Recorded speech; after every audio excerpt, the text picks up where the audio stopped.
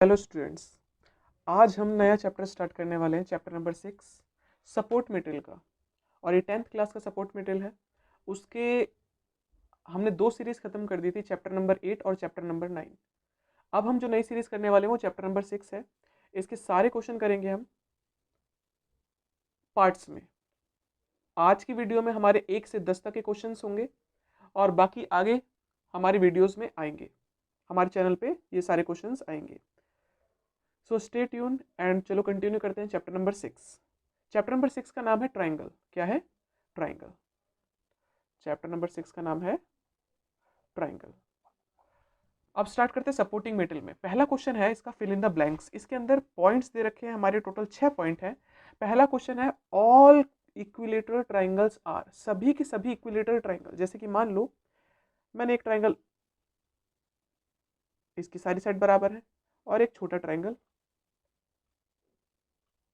तो इस तरह के जो ट्राइंगल्स होते हैं, सारे के सारे इक्विलेटरल ट्राइंगल्स क्या होते हैं? सिमिलर। क्या होते हैं? सिमिलर। ओके। अगला है इफ ट्राइंगल एबीसी सिमिलर है ट्राइंगल एफ ई डी।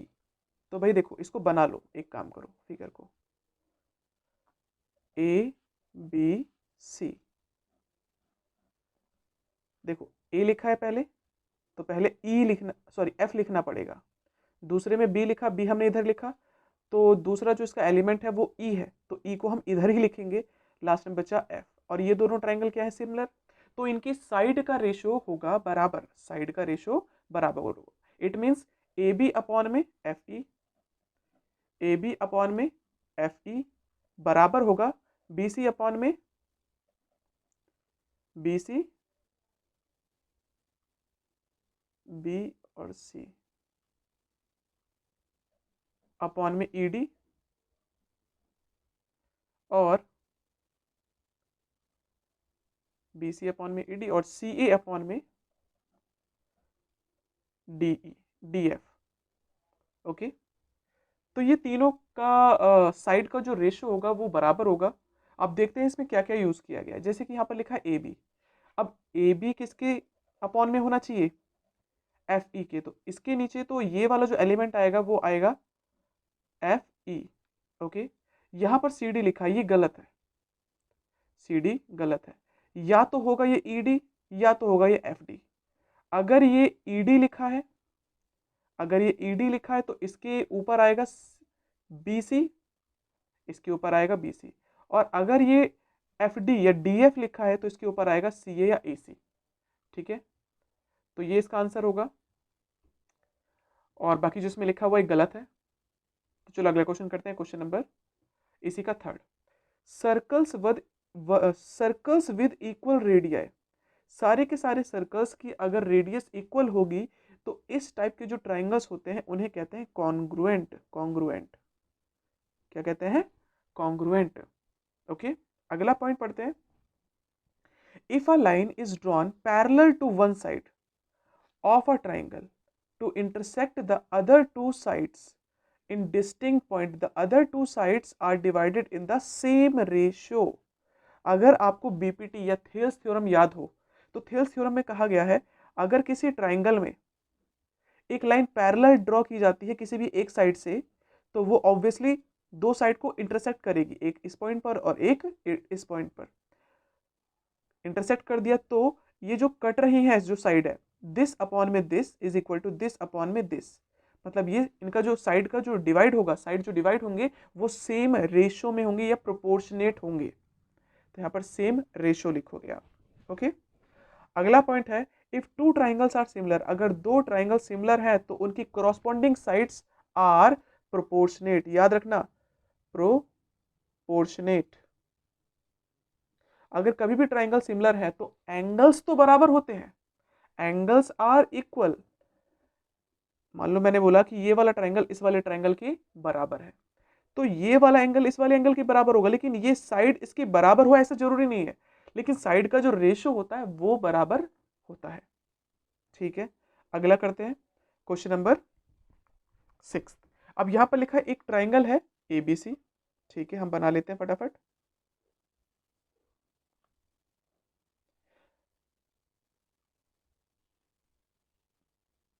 ए बी सी, मैंने राइट एंगल ट्राइंगल बना दिया, ऐसे बनाना नहीं चाहिए। अब ए बी दे रखा है 6√3, बी सी दे रखा है, ए सी दे रखा है 12 और बी सी दे रखा है 6। ओके, पूछा है एंगल बी कितने का होगा। तो भाई सबसे पहला काम, ज़्यादातर कभी भी एंगल पूछता है तो पाइथागोरस थ्योरम लग रही है तो ठीक है, नहीं लग रही तो कोई दिक्कत नहीं। पहले तो इसमें ज़्यादातर कोई केसेस में क्या होता है कि 90 डिग्री का एंगल ही बनता है।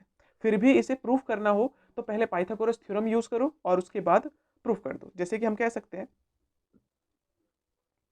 12 का स्क्वायर कितना आता है 144, 6√3 का स्क्वायर। सबसे पहले ये देखो सबसे बड़ी साइड कौन सी है इनमें से, सबसे बड़ी साइड है 12, तो इसलिए मैंने 12 का स्क्वायर इज इक्वल टू इसका स्क्वायर करेंगे और प्लस इसका भी स्क्वायर करेंगे।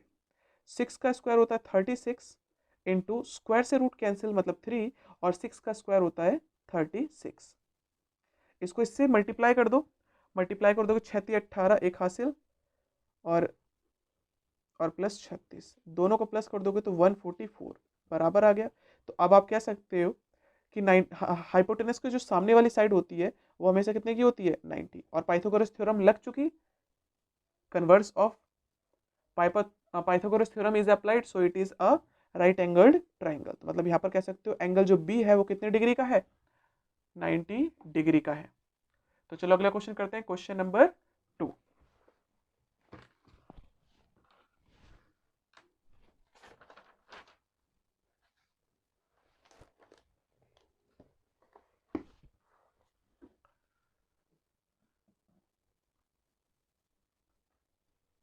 क्वेश्चन नंबर 2, इसमें लिखा है स्टेट ट्रू एंड फॉल्स।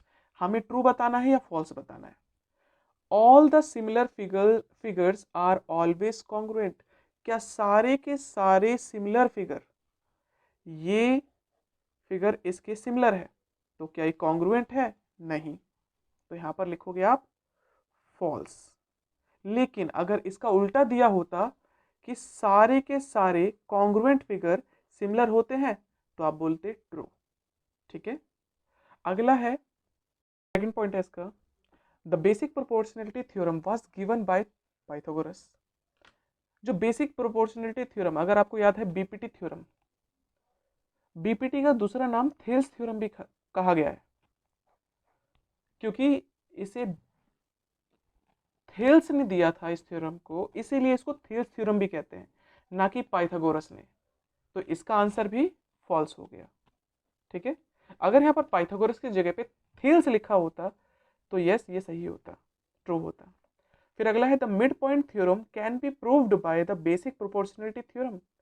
जो मिड पॉइंट थ्योरम थी आपकी ट्राइंगल में 9th क्लास में, उसमें क्या करा जाता था कि भाई यहाँ पर एक मिड पॉइंट ले लिया, यहाँ पर एक मिड पॉइंट ले लिया और इसको मिला दिया तो ये लाइन इसके पैरेलल हुआ करती थी। यही काम तो यहाँ पर भी है, मतलब ये इसको रेशो में डिवाइड करता है, तो ये भी आपका ट्रू है। ओके, फिर अगला है two squares are similar figure. क्या दो स्क्वायर फिगर होती है क्या वो सिमिलर होती है? बिल्कुल, एक बड़ा हो सकता है और एक छोटा हो सकता है। तो इस तरह के फिगर जो होते हैं वो ट्रू कहलाते हैं, तो ये भी हो गया आपका ट्रू। ओके, इसके बाद अगला पढ़ते हैं क्वेश्चन नंबर 6। सिक्स्थ वाले में लिखा है if all the sides of a triangle, triangle की सभी साइड्स अगर प्रोपोर्शनल है, याद रखना प्रोपोर्शनल दे रखा है, अगर इक्वल देता तो कॉन्ग्रुएंट होता, प्रोपोर्शनल दे रखा है तो सिमिलर होगा। If all the sides of a triangle are proportional to the sides of other triangle then the two triangles are congruent. मैंने अभी बताया आपको, अगर दो ट्राइंगल की जो साइड्स होती हैं अगर वो प्रोपोर्शनेट है, मतलब उनकी साइड्स का रेशो सेम है, तो वो होते हैं सिमिलर, ना कि कॉन्ग्रुएंट। और यहां पर लिखा है कॉन्ग्रुएंट है तो ये हो गया आपका फॉल्स। ठीक है, तो चलो अगला करते हैं क्वेश्चन नंबर 3।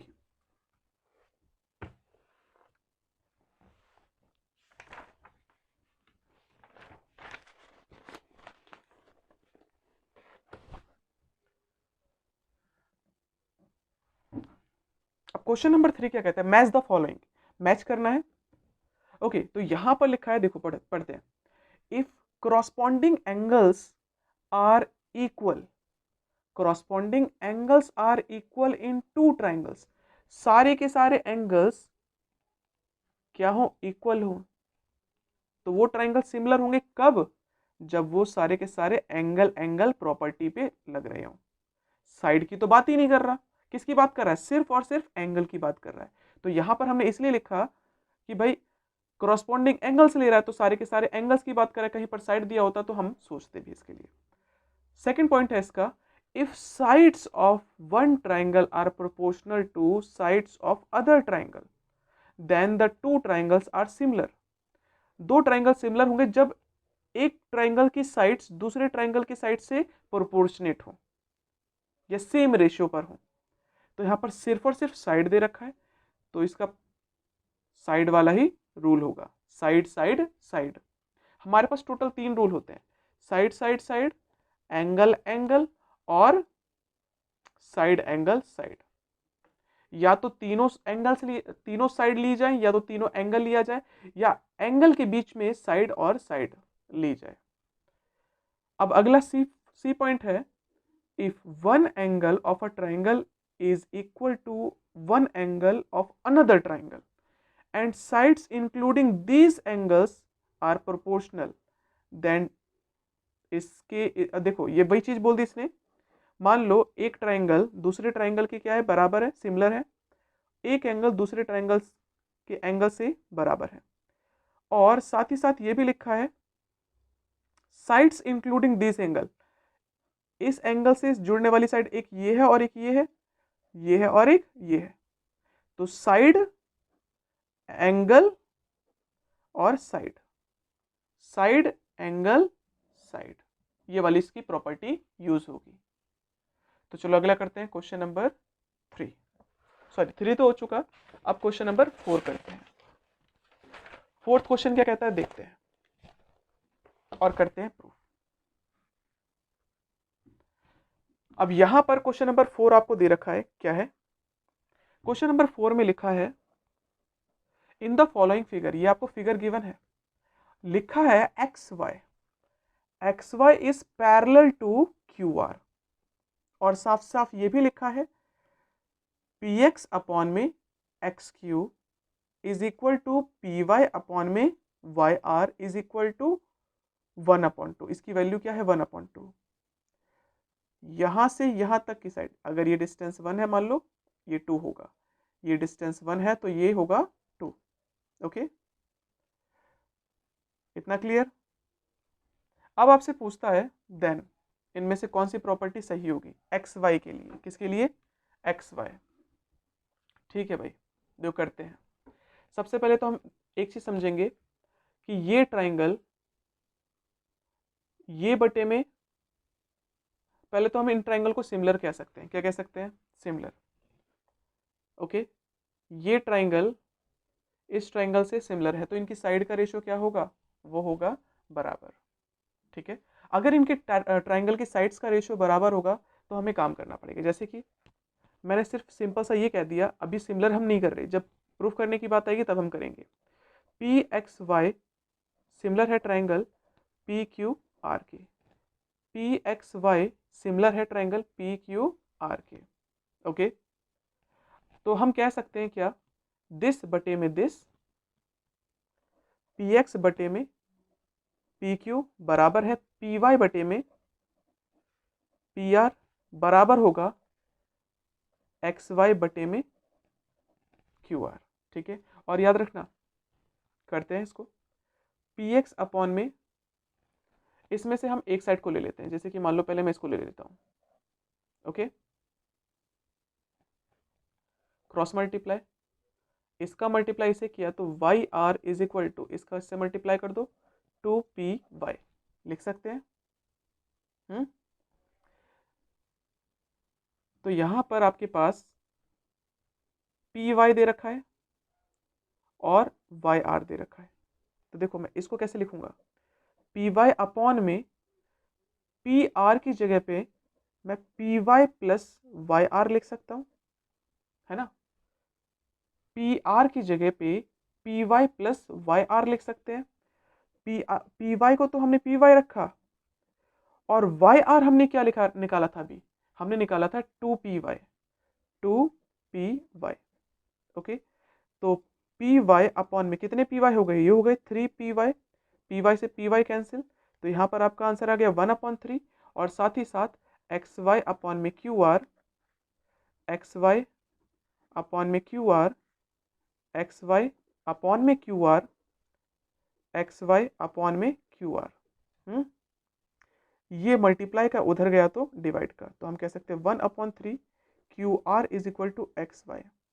तो ये इसका ऑप्शन सही होना चाहिए। देखते हैं कौन सा ऑप्शन सही है। एक्स वाई की वैल्यू 1/3 क्यू आर के बराबर है, एक्स वाई की वैल्यू 1/3 क्यू आर के बराबर है, तो मतलब ऑप्शन बी इज करेक्ट। ठीक है, अगला करते हैं क्वेश्चन नंबर 5। अब क्वेश्चन नंबर 5 क्या कहता है, देखो। ओके, तो स्टार्ट करते हैं। यहां पर भी हमें सॉल्यूशन निकालना है और उसके बाद बताना है कौन सा ऑप्शन सही है। इस फिगर को देखते हैं और यहां पर लिखा है O Q, O Q, O Q, sorry Q O लिखा है यहाँ पर। अब यहाँ पर क्यू होगा, हमने मिस कर दिया था तो लिख दिया हमने। अब देखो क्वेश्चन में लिखा है in the figure Q A, Q A ये साइड है, ये परपेंडिकुलर है किस पर, ए बी पर, इस लाइन पर, मतलब ये 90 का होगा। ओके, और आगे लिखा है पी बी, ये जो साइड है ये परपेंडिकुलर है ए बी पे, मतलब इसमें ये 90 का होगा। तो हमें हमें ए क्यू की वैल्यू क्या होगी, ए क्यू की वैल्यू क्या होगी वो हमें बताना है। देखो कैसे बताएंगे। सबसे पहले तो इन दोनों ट्राइंगल को सिमिलर कर दो, और सिमिलर करने के बाद जब साइड का रेशियो बराबर होगा तो इसका आंसर भी बड़े आराम से आ जाएगा। और कैसे, देखो सबसे पहले तो मैं इस ट्राइंगल को ऐसे ही लिखते हैं। ओके,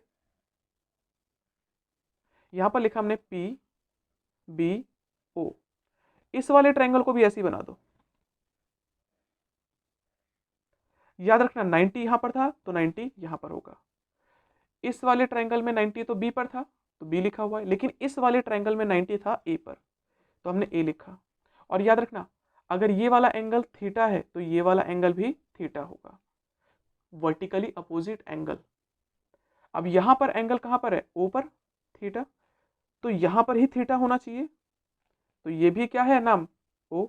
तो इस वाले में कौन सा नाम बच गया, ए भी लिख दिया, ओ भी लिख दिया, बच गया क्यू। तो ये है क्यू, और ये दोनों ट्राइंगल क्या होंगे, सिमिलर। लिख देते हैं क्यू इन ट्राइंगल ए, ऐसे लिखते हैं Q A O, Q A O and triangle P B O, P B O, लिख दिया हमने। अब हम कह सकते हैं क्या, angle Q O A, Q O A equal होगा angle P O B, P O B, क्यों, वर्टिकली अपोजिट एंगल। और साथ ही साथ कह सकते हैं एंगल ए बराबर होगा एंगल बी, क्यों, ईच 90, दोनों के दोनों 90 डिग्री के हैं। और दो चीजें हो गई, तो अब आप कह सकते हो ये दोनों ट्राइंगल क्या है, ये दोनों ट्राइंगल हैं सिमिलर, तो इनकी साइड का जो रेशियो होगा वो बराबर होगा। तो आप कह सकते हो क्या, साइड का रेशियो, मतलब ऐसे लेते हैं ए क्यू अपॉन में बीपी बराबर होगा क्यू ओ बटे में पी ओ बराबर ए ओ बटे में बी ओ, क्यों, सी पी एस टी।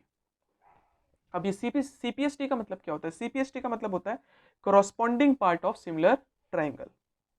अच्छा, अब बाकी जो डिजिट्स दे रखी थी उसको रखते हैं और सॉल्व करते हैं। ए ओ कितना है, ये 10 है, बी ओ कितना है, ये 6 है, पी बी कितना है, 9 है। तो हमसे पूछा गया था ये साइड, हमें इस साइड की जरूरत नहीं है, इस साइड की जरूरत नहीं, तो हम इसे लेंगे भी नहीं। तो भाई देखो एओ कितना दे रखा था, एओ हमें दे रखा था 10, बीओ कितना था, ये दे रखा था 6, ओ क्यू ओ, क्यू ओ से हमें कोई यूज नहीं है तो इसको हम यूज ही नहीं करेंगे। ए क्यू, ए क्यू हमें पता है क्या? नहीं पता, लेकिन हमें बी क्यू तो बीपी तो पता है, ये है 9 सेंटीमीटर। ओके, अब ये डिवाइड का उधर गया तो मल्टीप्लाई का, तो इसको हम लिख सकते हैं क्या? 10/6, ये डिवाइड का था उधर गया मल्टीप्लाई का, अब डिवाइड कर दो। 3 से डिवाइड किया, 3 2 जा 6, 3 3 जा 9, 3 1 जा 3 और 3 5 जा 5, 3 जा कितना हो गया? 15। ये हो गया 15 यूनिट, इसका आंसर है। मतलब ए बी की जो लेंथ है, ए बी क्यू लिख दिया मैंने, ए क्यू होगा ये, ए क्यू की जो लेंथ होगी वो 15 यूनिट होगी, और 15 यूनिट ऑप्शन है ए। तो हम कह सकते हैं ऑप्शन ए इज करेक्ट। ठीक है, ऑप्शन ए इज करेक्ट। अगला करते हैं क्वेश्चन नंबर 6। 6 क्या कहता है देखो,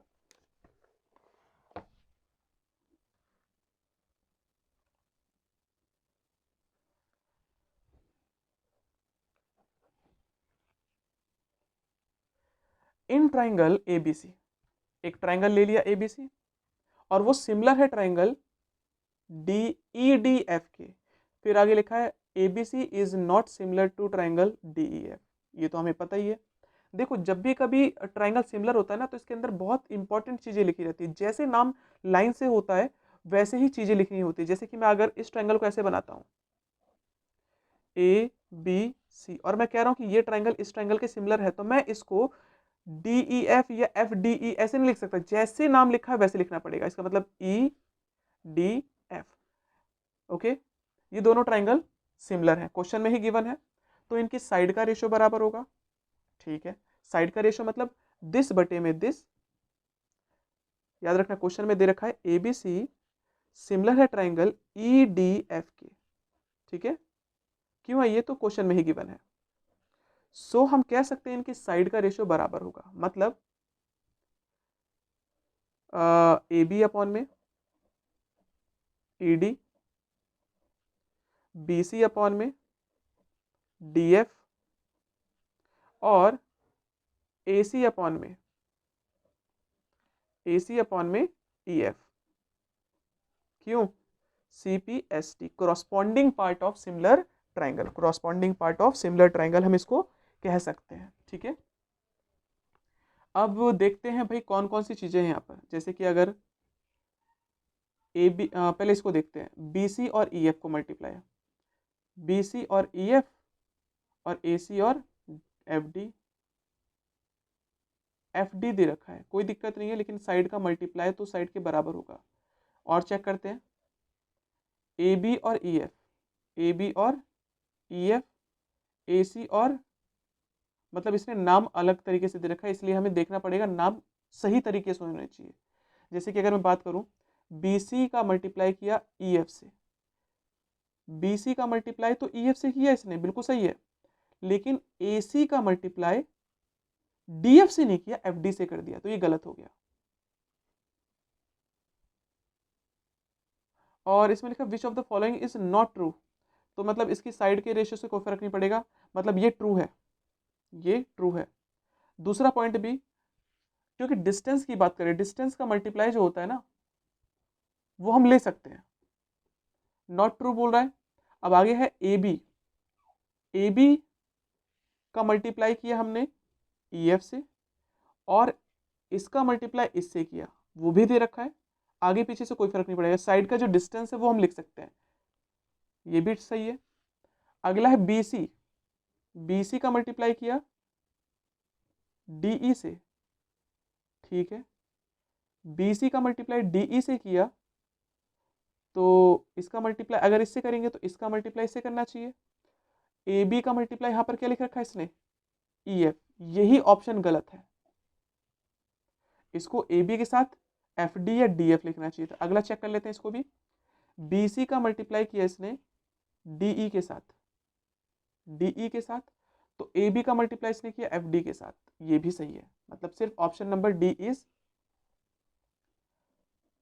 ऑप्शन डी को आप टिक करोगे। ओके, अगला क्वेश्चन है क्वेश्चन नंबर 7, क्वेश्चन नंबर 7। अब 7 क्या करेंगे देखो भाई, 7th में लिखा है right the statement of the basic proportionality theorem. Cases में ना आपको स्टेटमेंट याद रखनी पड़ेगी, और बीपीटी बहुत ही ज़्यादा इंपॉर्टेंट थ्योरम होती है, तो इस थ्योरम को आपको 100% याद रखना पड़ेगा। ओके, स्टेटमेंट भी याद रखनी पड़ेगी और प्रूफ भी याद रखना पड़ेगा। अगर आगे प्रूफ आएगा सॉल्व करने के लिए तो उसे भी हम कराएंगे, फिलहाल तो स्टेटमेंट आपको याद रखनी पड़ेगी 100%। ओके, स्टेटमेंट आपको 100% याद रखनी पड़ेगी। अब बीपीटी क्या कहता है, बेसिक प्रोपोर्शनैलिटी थ्योरम क्या कहता है, तो देखो इसमें डेफिनेशन ही एक तरह से वो याद करनी पड़ेगी। If a line drawn parallel to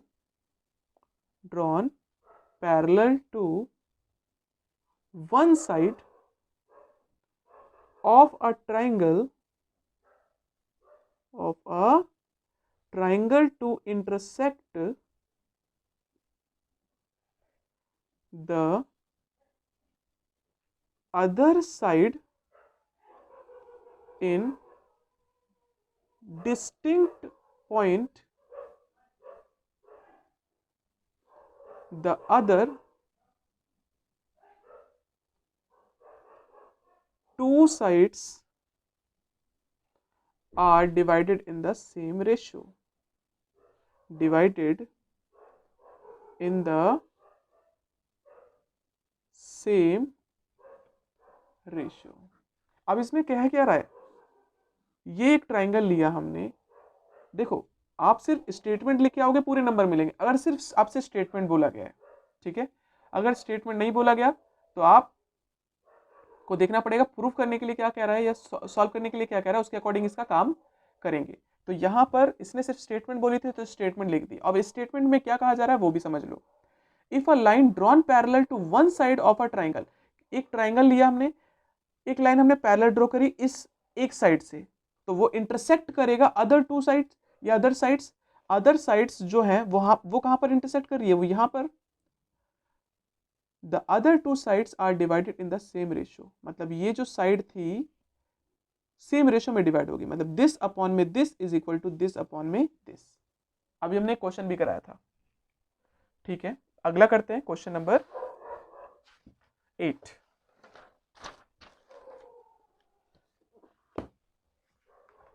question number 8। अब यहां पर क्वेश्चन नंबर 8 क्या कह रहा है, देखो क्वेश्चन नंबर 8 आपसे कहता है ये फिगर दिया हुआ है और आपको दिया हुआ है एंगल M इक्वल है एंगल N की, और दोनों के दोनों 48 डिग्री के हैं। तो एक्सप्रेस करना है हमें x in terms of ABC, ठीक है। तो भाई सबसे पहला काम है हमें इन दोनों ट्राइंगल्स को सिमिलर दिखाना। तो हम यहां पर ये कह सकते हैं, देखो भाई इन ट्राइंगल बड़ा वाला लेते हैं पहले, ये ऐसे लेते हैं KML एंड ट्राइंगल KNP। मैं सिमिलर दिखा रहा हूं। तो ये जो एंगल है दोनों ट्राइंगल में आया, बड़े वाले ट्राइंगल में भी आया और छोटे वाले ट्राइंगल में भी आया। तो हम कह सकते हैं एंगल K बराबर होगा एंगल K। क्यों है, क्योंकि ये कॉमन है। और साथ ही साथ हम कह सकते हैं एंगल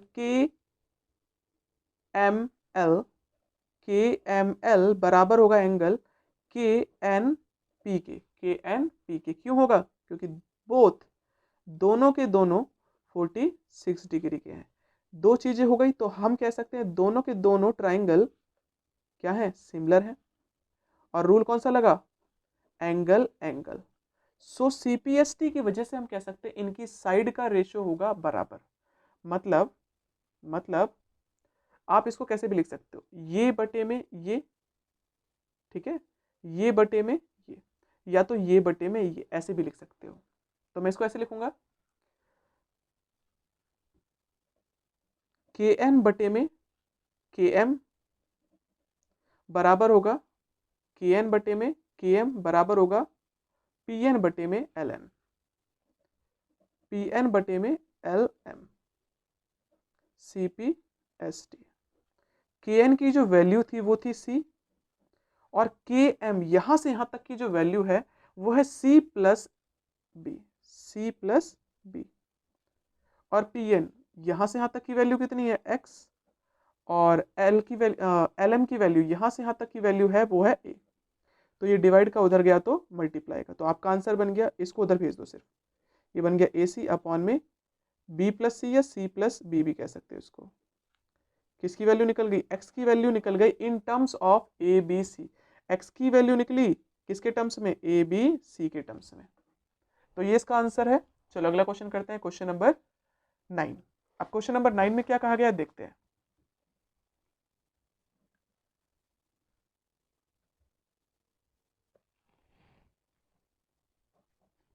अब देखो भाई, यहां पर भी फिगर दे रखा है, अब इस फिगर के साथ साथ हमें कुछ चीजें गिवन भी है, ठीक है, देखते हैं क्या क्या गिवन है।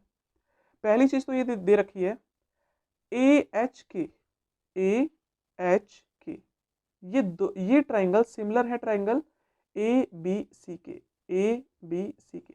तो याद रखना कभी भी ट्राइंगल सिमिलर होता है ना तो इनकी साइड को पहले अच्छे से लिख लो ताकि गलती होने के चांस ही ना हो।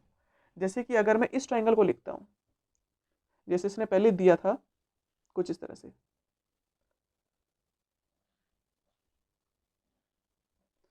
ए एच के, ए एच के, है ना, तो हम इस वाले ट्राइंगल को भी इसी तरह से लिखेंगे। मैं इसको इधर लिख देता हूं, नाम क्या है, ए फिर बी, देखो जहां पर एच होगा वहीं पर बी होगा, एच यहां पर है तो बी यहां पर है, जहां पर के होगा वहीं पर सी होगा। जब भी सिमिलर दिया रहता है ना तो इनके जो नाम होते हैं आगे पीछे लिखना बहुत इंपॉर्टेंट होता है सिमिलर के केस में। अब आपको जो बोला गया उसे रख देंगे और उसके बाद वैल्यूज को सॉल्व कर देंगे, ठीक है। अब देखो कैसे सॉल्व करेंगे, हमें ए की वैल्यू दे रखी है, ए की यहां से यहां तक की वैल्यू है 10 सेंटीमीटर और बी सी यहां से यहां तक की वैल्यू है 3.5 सेंटीमीटर और एच की यहां से यहां तक की साइड है 7 सेंटीमीटर। हमसे पूछ रहा है एसी की वैल्यू बता दो, ये वाली वैल्यू, कोई बात नहीं, दोनों ट्राइंगल सिमिलर है तो इनकी साइड का रेशियो बराबर होगा, मतलब हम कह सकते हैं क्या, ए के अपॉन में ए सी इक्वल होगा एच के बटे में बी सी। क्यों होगा, सी पी एस टी की वजह से। ए के दे रखा था 10 लेकिन हमें ए सी तो पता नहीं था तो उसको तो ऐसे ही लिख दिया, और एच के कितना है 7 और बी सी है आपका 3.5, ठीक है। पॉइंट हटाओ 0, क्रॉस मल्टीप्लाई, इसका इससे मल्टीप्लाई किया तो 70 ए सी इज इक्वल टू 35 गुना 10, ये मल्टीप्लाई का इधर गया तो डिवाइड का, ओके, 0 से 0, 7 जा 7, 7 5 जा, तो मतलब ए सी की जो वैल्यू हो गई वो हो गई 5 सेंटीमीटर, क्या हो गई, ए सी इज इक्वल टू 5 सेंटीमीटर, ये इसका आंसर हो गया, ठीक है। अगला करते हैं क्वेश्चन नंबर 10 और आज का आखिरी क्वेश्चन। आखिरी क्वेश्चन आपसे कहता है, देखो ये आई नो इस चैप्टर जो है थोड़े से बोरिंग होते हैं और थोड़े से हार्ड भी होते हैं, अगर आपने इनको शुरुआत से देखते हुए चला तो ये क्वेश्चंस हार्ड नहीं लगेंगे, लेकिन अगर आप इसको मिस करते हुए चलोगे शुरू से ही एंड तक तो ये आपको बहुत ज़्यादा दिक्कत देंगे, ठीक है। ओके, तो क्वेश्चन करते हैं, क्वेश्चन नंबर 10। 10 में लिखा है इफ गिवन, अगर दिया है that triangle D E F, triangle D E F similar है ट्राइंगल आर पी क्यू के, is it true to say angle D is equal to angle R, ये वाला एंगल इसके बराबर होना चाहिए, क्या ये ट्रू है, बिल्कुल ट्रू है। तो यहां पर हम कहेंगे क्या, एंगल डी इक्वल होगा एंगल आर के, क्योंकि मैंने बोला ना नाम बहुत इंपॉर्टेंट है और लाइन से देना बहुत इंपॉर्टेंट है सीरीज से, अगर वो नहीं दिए तो गलत हो जाएगा। जैसे कि मैं एंगल डी को एंगल आर के ही बराबर कह सकता हूं क्योंकि उसने ऊपर मुझे कुछ गिवन दे रखा था, एंगल डी को एंगल ना तो मैं पी के बराबर कह सकता हूं और ना ही आर के वाला बराबर। इसी तरह से अगला है, ये तो हमारा ट्रू हो गया, याद रखना ये हमारा ट्रू। फिर अगला पॉइंट है angle F, angle F angle Q के बराबर होना चाहिए, लेकिन यहां पर क्या लिख दिया इसने, एंगल एफ एंगल पी के बराबर है। क्या एंगल एफ बराबर है एंगल पी के? नहीं भैया, ये तो फॉल्स हो गया। और आपका आंसर खत्म और आज की वीडियो भी। Thank you.